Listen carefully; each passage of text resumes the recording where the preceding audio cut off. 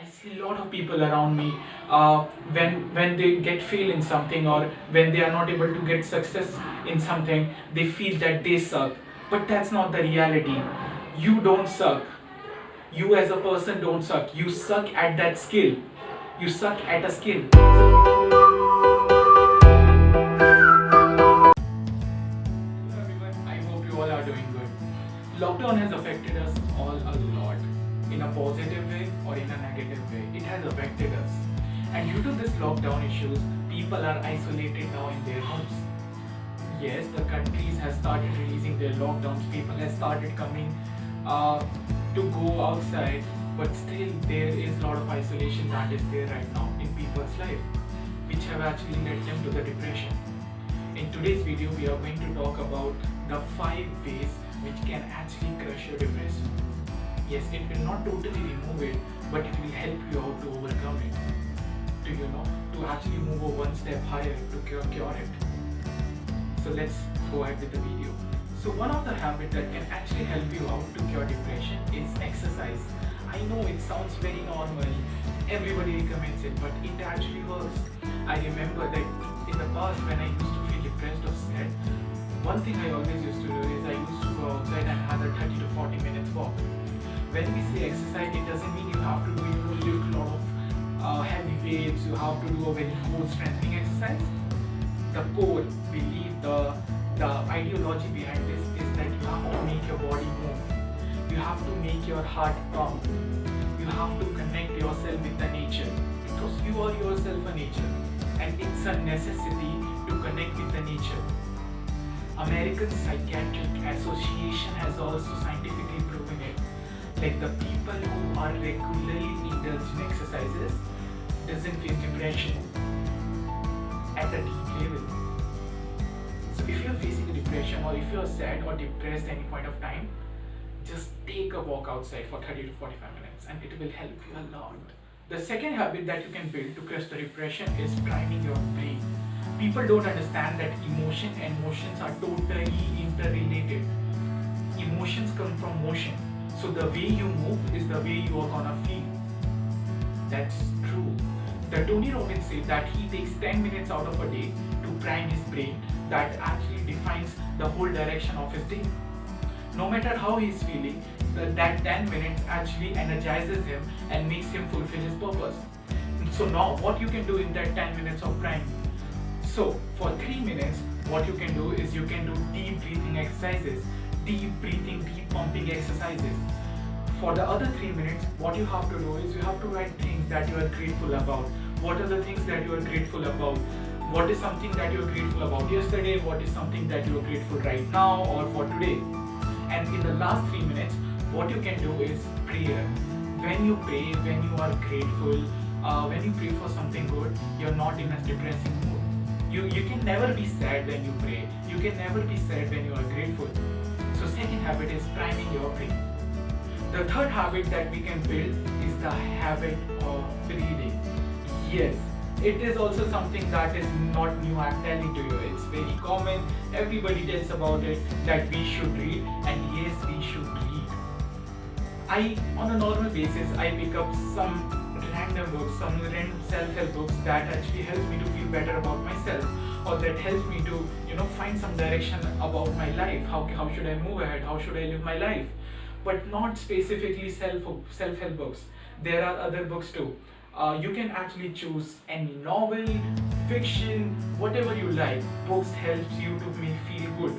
Books gives you direction, because when you read books, you are interacting with the author, and the author is someone who has actually experienced a phase of life, who is expert in some area, or who has some story to tell. So when you read those stories, you actually started feeling good about it. Remember one thing, it's not necessary that the books are always going to give you solutions. No, it's not sure, it's not guaranteed. But what books can give you is the direction. Books such as The Alchemist. In the starting of my journey, when I started reading books, one of the starting books I read was The Alchemist by Paul Coelho, and that book has actually changed me. Like one of the best book that I have read. It gives me direction. Okay, which is the direction that I have to move to. Then there is books such as 7 Habits of Highly Effective People by Stephen R. Covey. That changed me. I actually read novel in the starting. It was a romantic novel. It changed me. The story was romantic, but the direction it gave me, the things that were mentioned in the book actually made me feel good about myself. So third habit is reading. As much as you read, as much as you gain a lot of insights about your life, about others' life, and the learnings of other people through their experiences.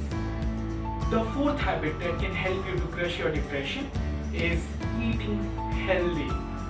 When you see, it's very normal. So if you see people who are sad, they normally eat very unhealthy food. Why this is so? Have you ever thought about this? You can actually take the example of yourself too. Most of you, when you feel sad, you crave for something sweet. You crave for something unhealthy food, such as chips, such as chocolates, such as wafers, and a lot of other things. Why this is so? Why the case is such like this? Why when people are sad, crave for unhealthy food?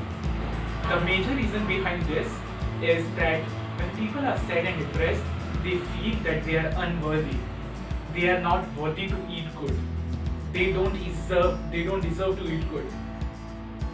So when you start eating healthy, such as juices, vegetables, healthy cooked food, you start feeling good about yourself.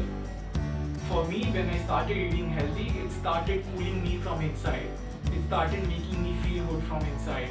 Because what happens when you eat healthy, it nourishes your body. It nourishes your brain, and when your brain and when your body is getting nourished, you're getting energy, the right energy. It doesn't produce sad or depressing hormones. So fourth habit is start eating healthy. Now the fifth and most important point to crush your depression is start spending time on yourself.